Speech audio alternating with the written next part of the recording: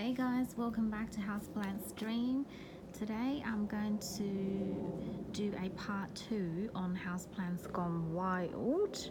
If you've watched part 1, you would remember some of the plants that I've put into this corner of the garden. They were all houseplants, but they weren't doing well indoor, therefore they've been moved outside. And let's see how they're going. And right now it's almost towards the end of winter in Sydney. So the first one you'll see is a golden potho, and this one had barely any leaves. When I first purchased it, it was a rescue, and I left in that corner for quite a while, and now it's just leaves underneath this camellia. The camellia is flowering at the moment too, so it's quite pretty. Yes, and ever since it's been moved outside, it's doing well, and it has started climbing. And you can see the totem in the middle of the pot, which supports the climbing of the pothos. And let's move on to this big pot. And what do we have in here? So I've got all these iron plants. They're just the typical your indoor low light plant. I just left this particular one here, and it's doing really well just in the garden and has survived the winter.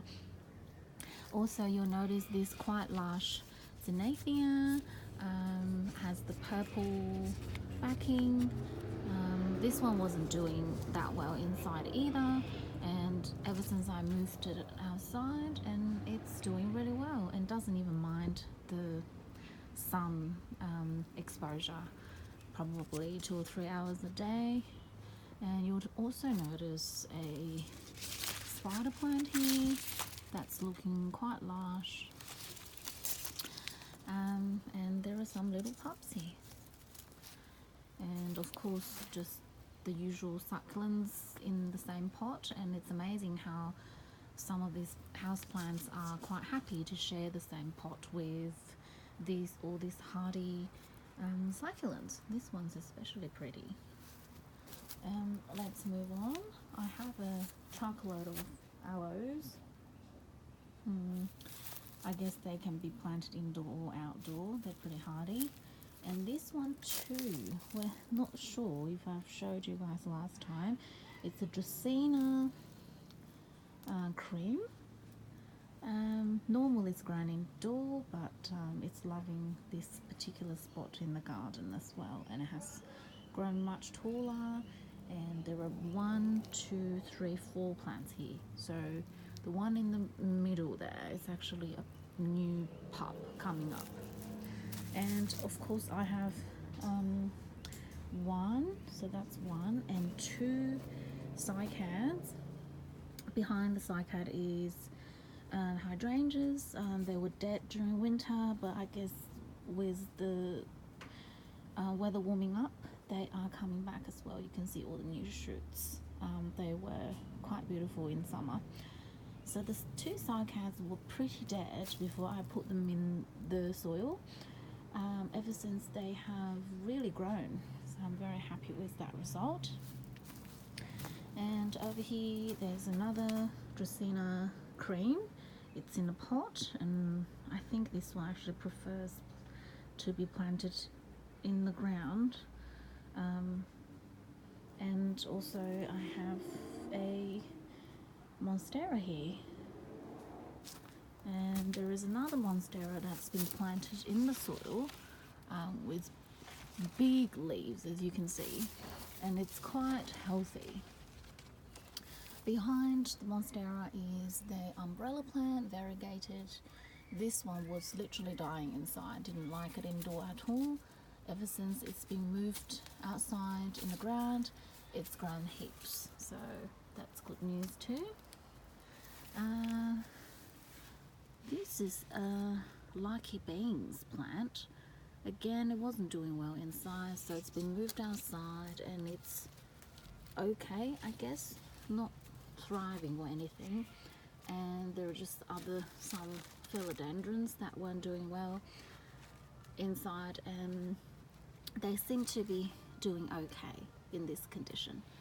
And underneath there's another golden illusion philodendron that's doing well. And I have a maidenhair fern, which I talked about before. They don't actually mind living outside. They're pretty hardy when they've got the humidity and the right amount of sun exposure. They're actually everywhere in Australia. If you go into the bush, you often see them. They're not, but I think when they're kept indoor, it's a lot harder because they don't get the right amount of sun exposure, and of course the humidity level is never that ideal. And you'll also see a rubber plant. This one's been planted in the ground. It was dying inside, but ever since it's been planted in the ground, it's actually growing. So, woohoo! Unfortunately, this was a rubber plant. It was the burgundy version, but yeah, it wasn't doing well inside, but now it's just got nothing left. So I guess some are just not there to stay. And this is let me read the label to you. It's a Tricetus formosona. It was purchased in the Royal Botanic Garden in Sydney, and it's supposed to be semi-indoor outdoor, and it's from Taiwan initially. It's just not really liking the environment here, I guess, so I'll leave it here. It's actually improved heaps, so we'll see what happens. It's supposed to trail. As you can see, this is a dead trail that the plant used to have, but this one seems to be doing well, so hopefully it'll trail. And over here we have another rubber plant. It's the same cream type. This one is doing okay, I guess. Hasn't been here for long, so we'll see how it goes. Well, I guess the showstopper of this corner would have to be this Alocasia Sara. You can see how big the leaves are, and it's just gorgeous. Initially it lost all the leaves when it was indoor. Again, Alocasia is one of those plants that they actually need quite some amount of sunshine, so ever since it's been planted outside in this corner, it's just getting all this lovely morning sun, and it doesn't matter which angle you look at it, it's just gorgeous. And this one also has this dinosaur looking stem, which is so beautiful. So this one, if you watch the last video, it was probably half of the size now, but it's been about a year, and look at the growth. And this is in the middle of winter, and alocasias are generally not that cold tolerant, but this one's doing so well, so I'm very happy with this one. And it's just so tall. And in the same wheelbarrow, I also, oh, here's like a young new leaf, that's so pretty.